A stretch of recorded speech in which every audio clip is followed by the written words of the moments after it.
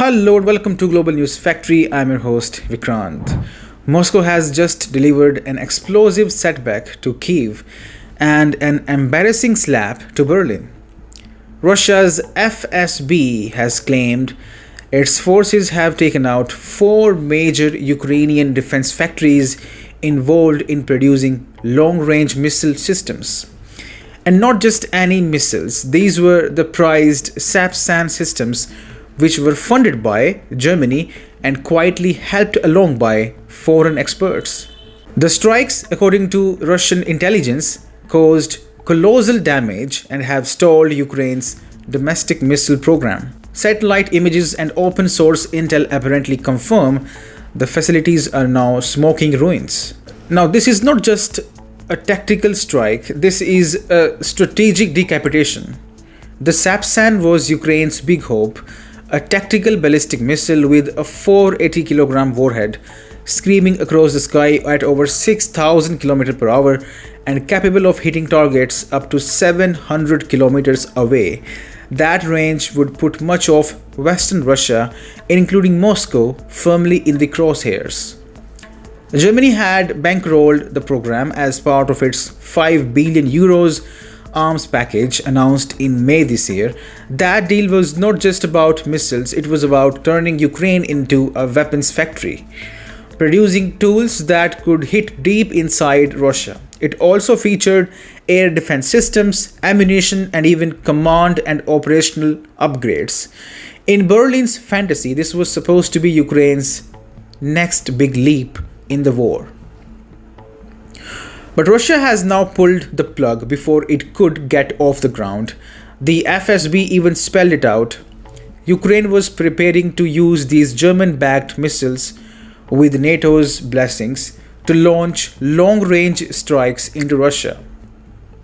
See, this is a humiliation for Zelensky, who has been threatening to bring the war onto Russian lands for months. It is also a direct warning shot at Berlin. The Kremlin has been clear since last year. Any Western arms factory inside Ukraine is a fair target. Germany ignored that. Now they have learned the hard way.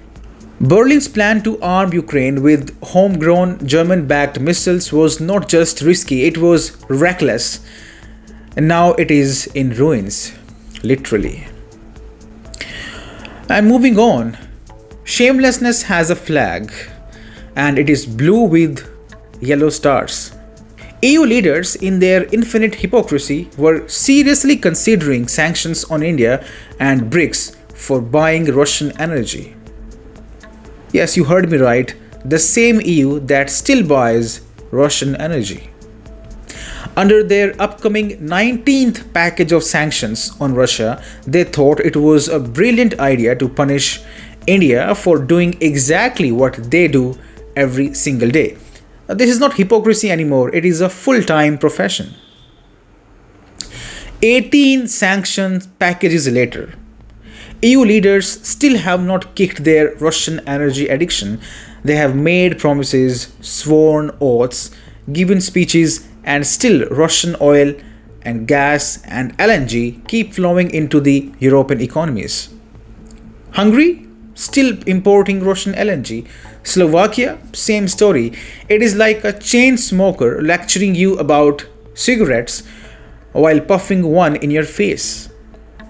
In late July, the EU slapped sanctions on one of India's top private oil refineries, Nayara Energy. Their reasoning, they called it Russia-backed. Now here is the reality. Russia does not even have a majority stake in the company. Facts. Who cares about facts when Brussels wants to feel morally superior? But here is the twist. Now they are backing off the EU.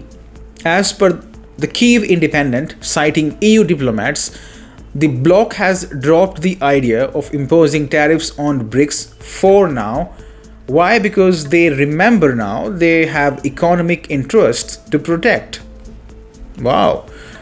Translation? They saw what happened when Trump went after BRICS. It backfired spectacularly. BRICS did not get weaker, it got stronger. The EU looked at their own fragile economies and realized they cannot afford that same humiliation. Trade talks are ongoing with India.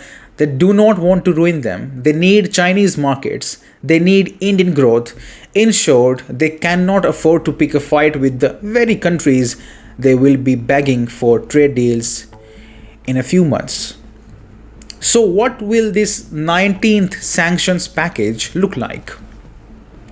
EU foreign affairs ministers will meet in late August to discuss it, and if the leaked details are correct, the big power moves will be tightening controls on Russia's so-called shadow fleet, expanding sanctions on Russian banks, and boosting military coordination with Ukraine under their fancy new SAFE initiative.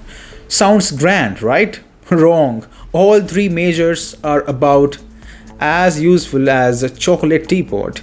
Shadow fleet sanctions: Russia has already mastered ship to ship transfers, flag swaps, and insurance loopholes. Banking sanctions: the Kremlin has built parallel payment systems. And SAFE, another acronym to justify military aid that would not change the war's outcome. So, here is the truth. The EU's 19 sanctions package is not about hurting Russia, it is about pretending they are still relevant in a war they have no control over. They cannot cut off Russian energy because they need it. They cannot punish BRICS because they fear it. And they cannot win against Moscow on the battlefield because Ukraine is losing big time. What they can do is keep holding press conferences, patting themselves on the back and calling it protecting democracy, while their policies scream desperation. And moving on, Washington has turned up the heat on New Delhi, and India is already loading the counterpunch. US Treasury Secretary Scott Bessent just announced if the upcoming Alaska talks do not go Washington's way, India could face even more pain. His words to Bloomberg TV were blunt, and I'm quoting, "We have put secondary tariffs on Indians for buying Russian oil, and I could see if things do not go well, then sanctions or secondary tariffs could go up." Right now, US tariffs on India are already at a staggering 50%, and the message from America's political class is simple: comply or bleed. But here is the twist: India is not about to bow down and wave a white flag. Instead, the government is speeding up trade diversification. The plan? Break free from US dependency by aggressively opening new markets for Indian exports. Delhi is now targeting 50 countries, up from the 20 it was already focusing on, spanning the Middle East or West Asia, Africa, and beyond. Together, these countries account for roughly 90% of India's exports. 90.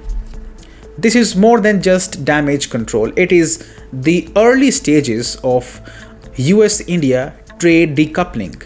Yes, it may cost India about half a percent of GDP in the short term, but in 2 to 3 years, New Delhi expects to be immune to Washington's tariff threats altogether. And that is only the first layer of India's pushback. The second layer goes straight for America's financial jugular, the US dollar. The Reserve Bank of India has just made a game-changing move. Authorized dealer banks, or the AD banks, no longer need RBI permission to open special rupee Vostro accounts or SRVAs for foreign banks. Translation: Indian exports and imports can now be invoiced and settled directly in Indian rupees, bypassing the need of dollar entirely. This is not just a currency reform, it is a geopolitical statement. It is a direct challenge to Trump's earlier warning that he would slap 100% tariffs on BRICS nations if they dared push ahead with a currency to rival the dollar. India is now building the pipeline for a dollar-free trade ecosystem. Washington's threat of secondary sanctions is supposed to intimidate. Instead, it is accelerating India's escape plan. The US wants leverage, India is dismantling it. one new market, 1 rupee trade deal at a time. And if Alaska ends in a deadlock, Washington might just find that the tariffs it thought would cripple India have actually pushed it into the arms of dozens of willing new partners, partners who do not take orders from the White House. And that is all for now. Thank you very much for being with me. You're watching GNF.